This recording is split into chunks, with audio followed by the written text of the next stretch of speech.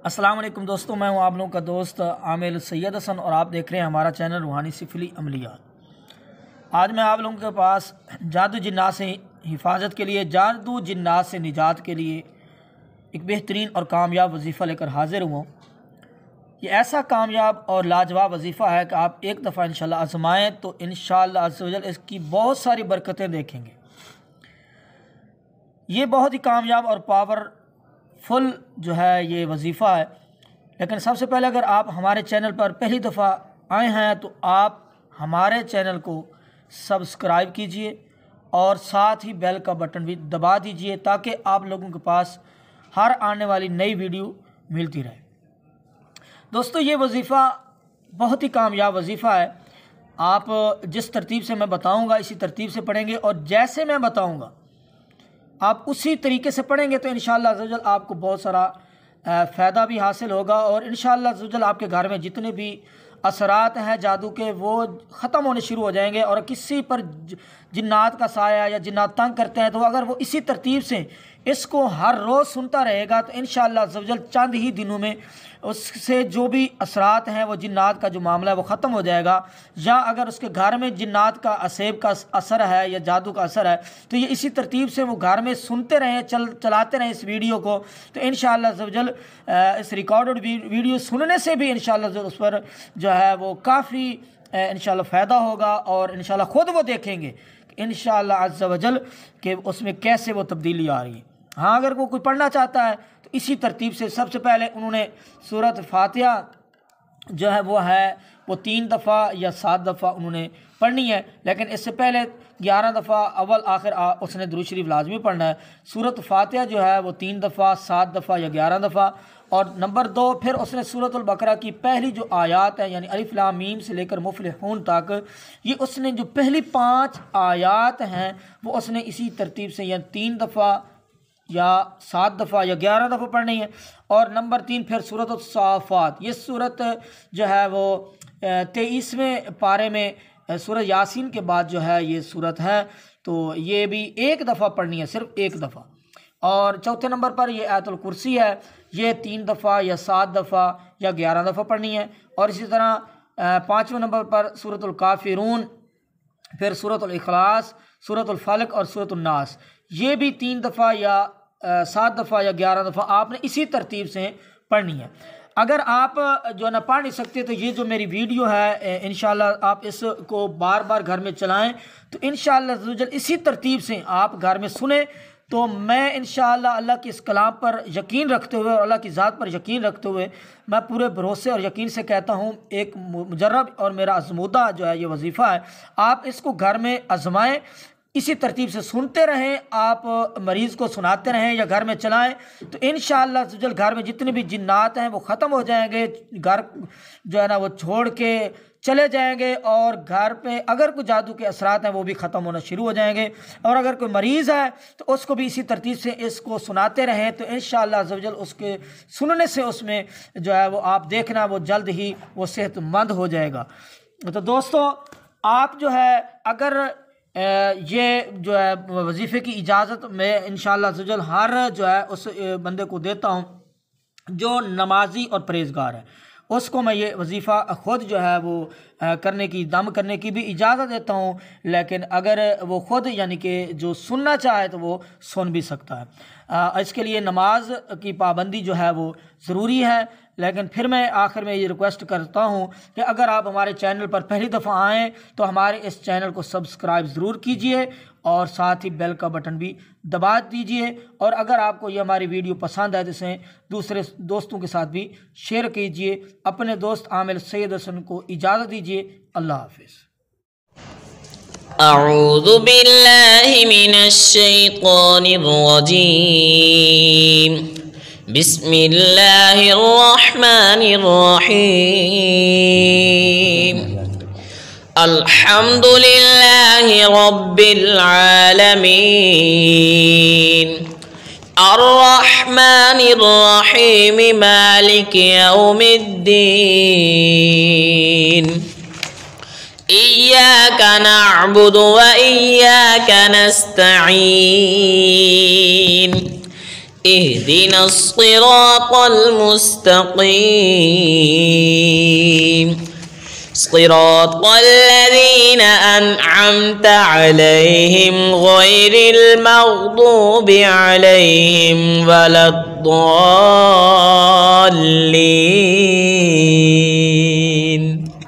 بسم الله الرحمن الرحيم. ألف لام ميم ذلك الكتاب لا ريب فيه هدى للمتقين الذين يؤمنون بالغيب ويقيمون الصلاة ومما رزقناهم ينفقون والذين يؤمنون بما أنزل إليك وما أنزل من قبلك وبالآخرة هم يوقنون أولئك على هدى من ربهم وأولئك هم المفلحون. بسم الله الرحمن الرحيم. والصافات صفا فالزاجرات زجرا فالتاليات ذكرا إن إلهكم لواحد رب السماوات والأرض وما بينهما ورب المشارق إنا زينا السماء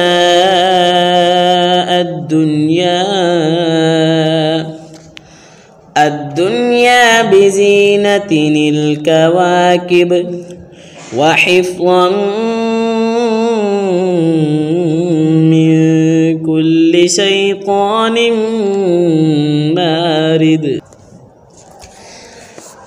لا يسمعون إلى الملأ الأعلى ويقذفون من كل جانب دحورا ولهم عذاب واصب إلا من خطف الخطفة فأتبعه شهاب ثاقب فاستفتهم أهم أشد خلقا أم من خلقنا إنا خلقناهم من طين لازب بل عجبت ويسخرون وإذا ذكروا لا يذكرون وإذا رأوا آية يستسخرون وقالوا إن هذا إلا سحر مبين أإذا متنا وكنا ترابا وعظاما أإنا لمبعوثون أو آباؤنا الأولون قل نعم وأنتم داخرون فإنما هي زجرة واحدة فإذا هم ينظرون وقالوا يا ويلنا هذا يوم الدين هذا يوم الفصل الذي كنتم به تكذبون احشروا الذين ظلموا وأزواجهم وما كانوا يعبدون من دون الله فاهدوهم إلى صراط الجحيم وقفوهم إنهم مسؤولون ما لكم لا تناصرون بل هم اليوم مستسلمون وأقبل بعضهم على بعض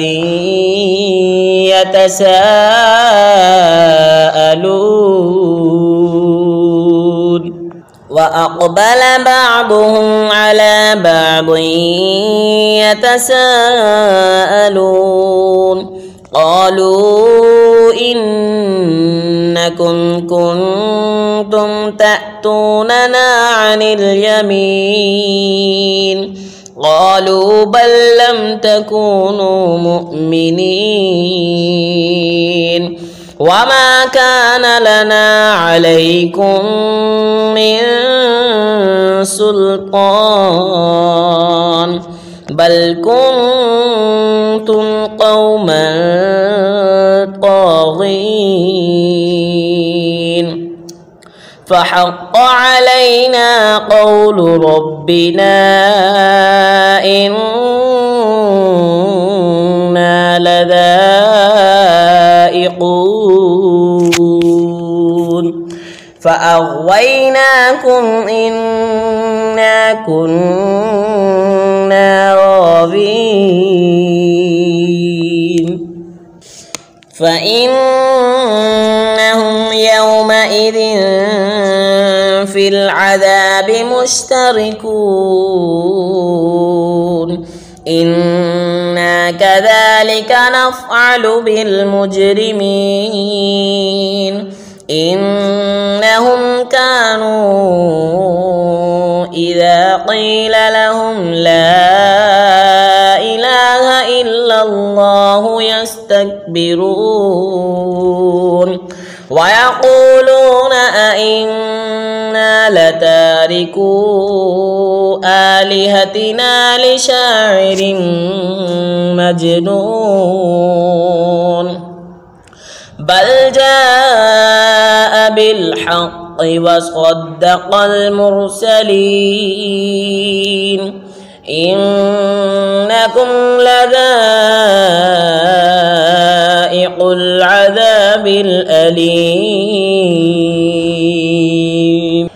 وما تجزون إلا ما كنتم تعملون إلا عباد الله المخلصين أولئك لهم رزق معلوم فواكه وهم مكرمون في جنات النعيم على سرر متقابلين يطاف عليهم بكأس من معين بيضاء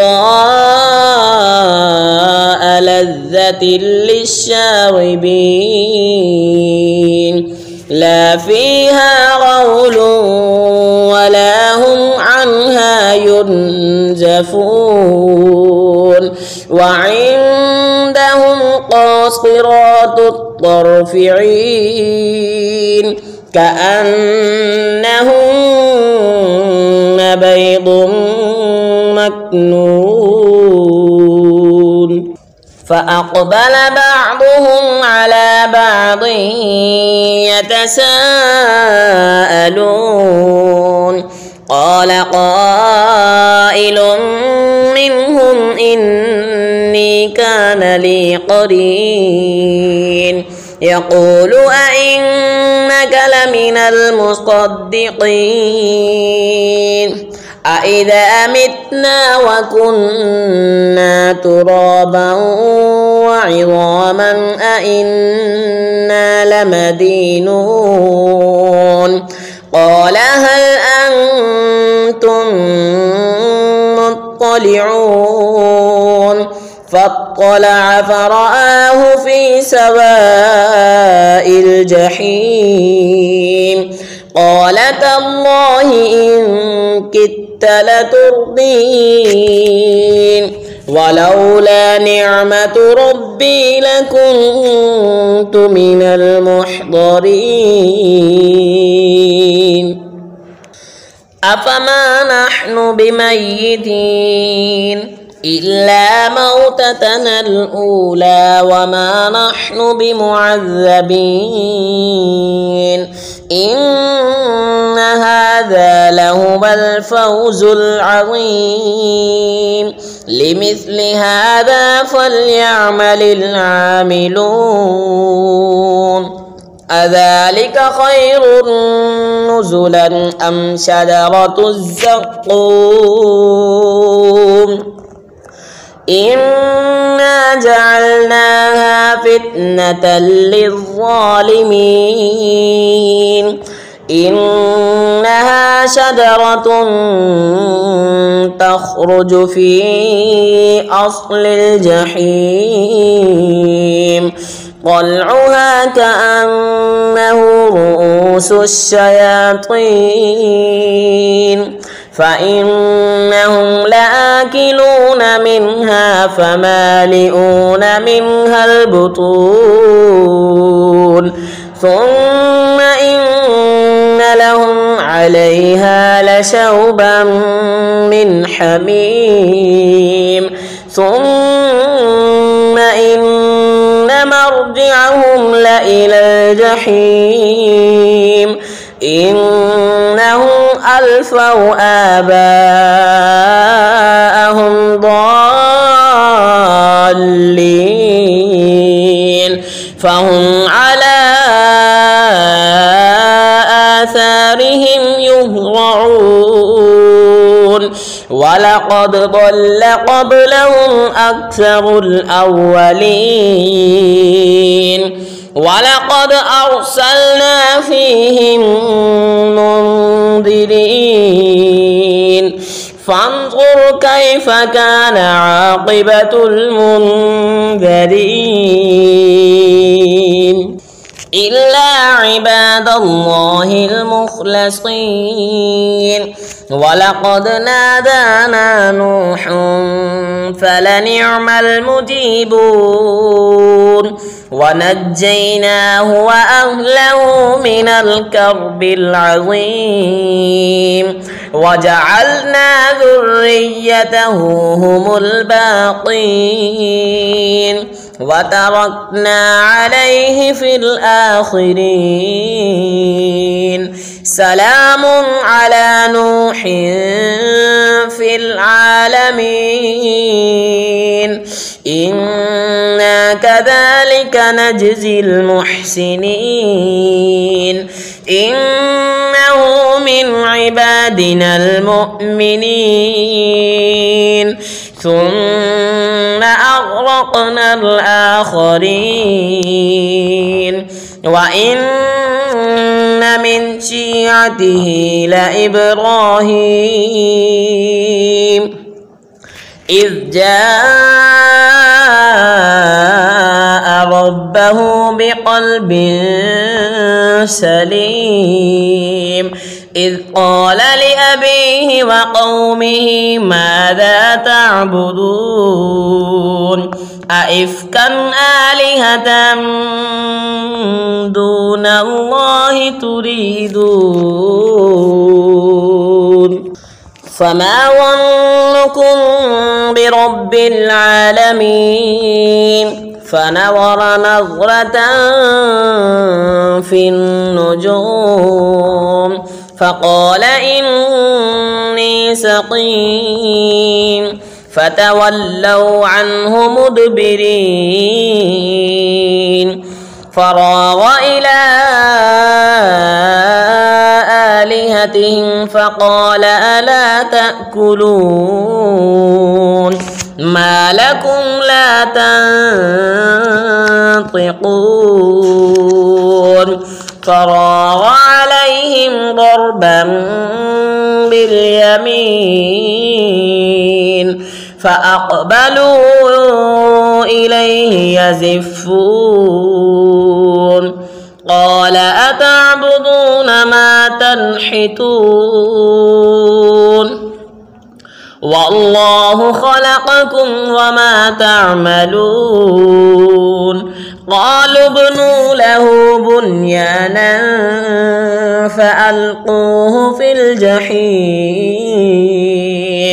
فأرادوا به كيدا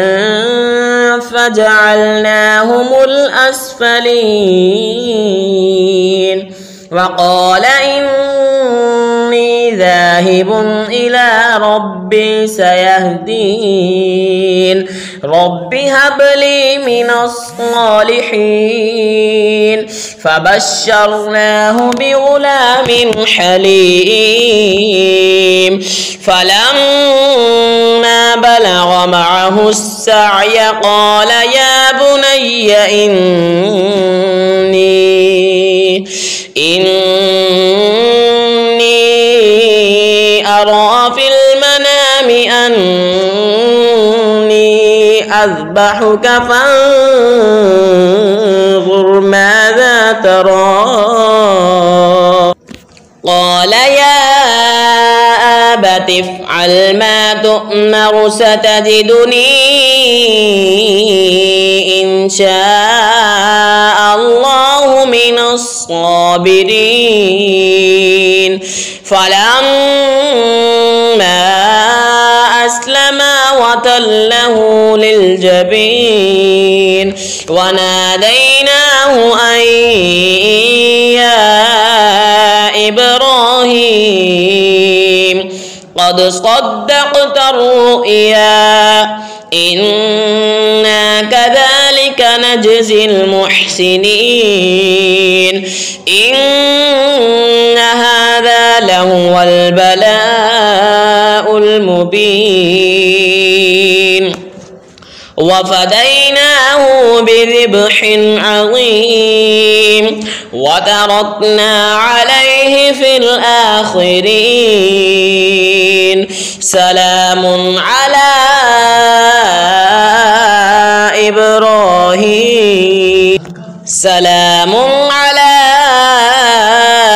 إبراهيم كذلك نجزي المحسنين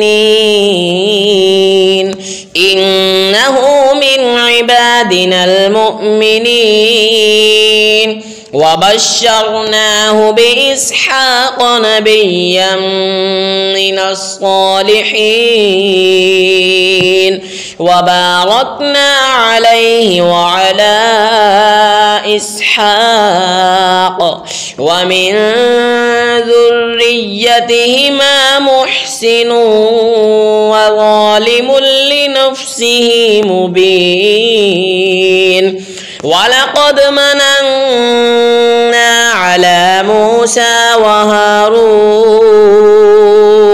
ونجيناهما وقومهما من الكرب العظيم ونصرناهم فكانوا هم الغالبين وآتيناهما الكتاب المستبين وهديناهما الصراط المستقيم وتركنا عليهما في الآخرين سلام على موسى وهارون إنا كذلك نجزي المحسنين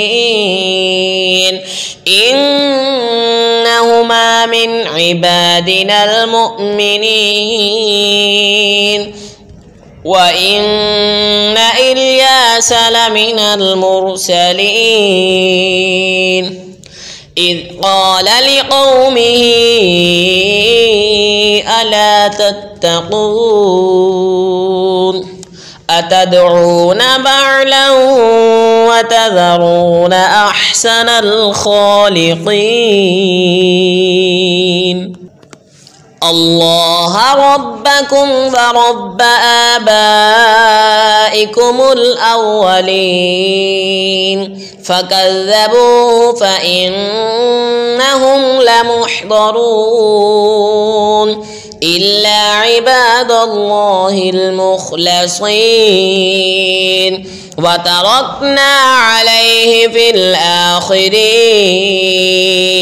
سلام على الياسين إنا كذلك نجزي المحسنين إنه من عبادنا المؤمنين وإن لوطا لمن المرسلين إذ نجيناه وأهله أجمعين إلا عجوزا في الغابرين ثم دمرنا الآخرين وإنكم لتمرون عليهم مصبحين وبالليل أفلا تعقلون وإن يونس لمن المرسلين إذ أبق إلى الفلك المشحون فساهم فكان من المدحضين فالتقمه الحوت وهو مليم فلولا أنه كان من المسبحين للبث في بطنه إلى يوم يبعثون فنبذناه بالعراء وهو سقيم وأنبتنا عليه شجرة من يقطين وأرسلناه إلى 100,000 أو يزيدون فآمنوا فمتعناهم إلى حين فاستفتهم ألربك البنات ولهم البنون فاستفتهم ألربك البنات ولهم البنون أم خلقنا الملائكة إناثا وهم شاهدون ألا إنهم من إفكهم ليقولون ولد الله وإنهم لكاذبون أصطفى البنات على البنين ما لكم كيف تحكمون أفلا تذكرون أم لكم سلطان مبين فأتوا بكتابكم إن كنتم صادقين وجعلوا بينه وبين الجنة نسبا ولقد علمت الجنة إنهم لمحضرون سبحان الله عما يصفون إلا عباد الله المخلصين فإنكم وما تعبدون ما أنتم عليه عليه بفاتنين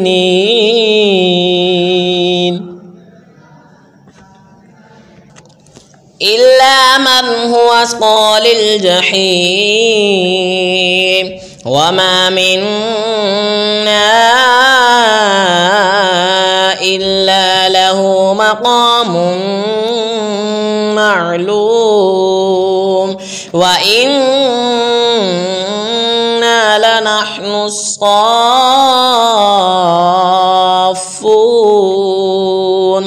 وإنا لنحن المسبحون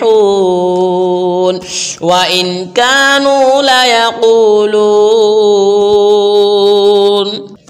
لو أن عندنا ذكرا من الأولين لكنا عباد الله المخلصين فكفروا به فسوف يعلمون ولقد سبقت كلمتنا لعبادنا المرسلين إنهم لهم المنصورون وإن جندنا لهم الغالبون وإن جندنا لهم الغالبون فتول عنهم حتى حين وأبصرهم فسوف يبصرون أفبعذابنا يستعجلون فإذا نزل بساحتهم فساء صباح المنذرين وتول عنهم حتى حين وأبصر فسوف يبصرون سبحان ربك رب العزة عما يصفون وسلام على المرسلين الله لا إله إلا هو الحي القيوم لا تأخذه سنة ولا نوم له ما في السماوات وما في الأرض من ذا الذي يشفع عنده إلا بإذنه يعلم ما بين أيديهم وما خلفهم ولا يحيطون بشيء من علمه إلا بما شاء وسع كرسيه السماوات والأرض ولا يؤوده حفظهما وهو العلي العظيم بسم الله الرحمن الرحيم قل يا أيها الكافرون لا أعبد ما تعبدون ولا أنتم عابدون ما أعبد ولا أنا عابد ما عبدتم ولا أنتم عابدون ما أعبد لكم دينكم ولي دين بسم الله الرحمن الرحيم قل هو الله أحد الله الصمد لم يلد ولم يولد ولم يكن له كفوا أحد. بسم الله الرحمن الرحيم. قل أعوذ برب الفلق من شر ما خلق ومن شر غاسق إذا وقب ومن شر النفاثات في العقد ومن شر حاسد إذا حسد. بسم الله الرحمن الرحيم. قل أعوذ برب الناس ملك الناس إله الناس من شر الوسواس الخناس الذي يوسوس في صدور الناس من الجنة والناس.